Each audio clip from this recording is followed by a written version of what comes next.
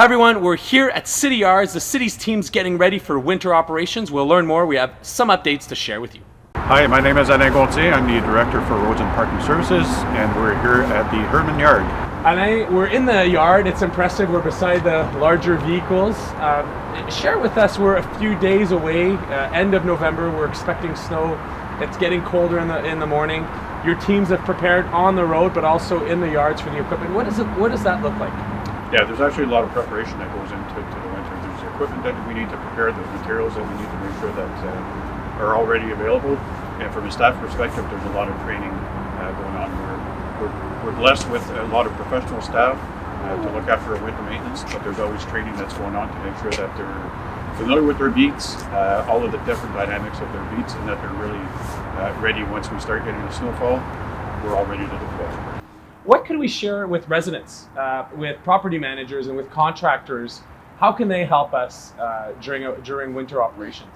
Absolutely. We're always asking residents if they can help out to clear the catch basin that's close to their place, so that there's always an open catch basin. Fire hydrants that are along their property, if they can keep those cleaned up. Really not to push snow into the street.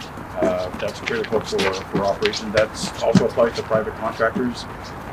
When it's garbage day, keep your garbage containers or recycling containers away from the curb, just so that it doesn't really impact your operation. It makes it easier for us and also for waste collection. For folks at home who don't, like me, it's one of my first times walking through the yards. What do we find in large city yards like this one? Yeah, well, you've seen a lot of equipment, a lot of heavy equipment. We were in the salt dome in terms of our salt that we use for our main roads and our sidewalks. We've also seen the sand and the grit piles that we use mainly on the residential streets and some of the sidewalks.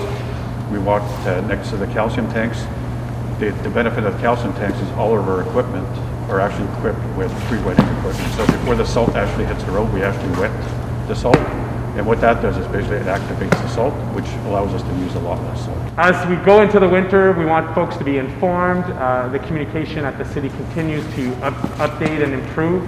What are ways that residents can be informed on winter operations? Absolutely. Communication is important. So every event, we're going to be communicating out the type of event that we're anticipating and how we're responding to that event. We've updated the city's website, ottawa.ca/winter. All the information related to winter operations on there. Go.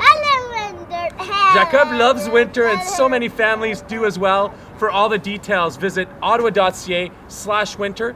To stay up to date on information that relates to our community, I invite you to visit our website. We have a winter tab to give you the latest on information that affect residents in Lower Town, Sandy Hill, and Vanier.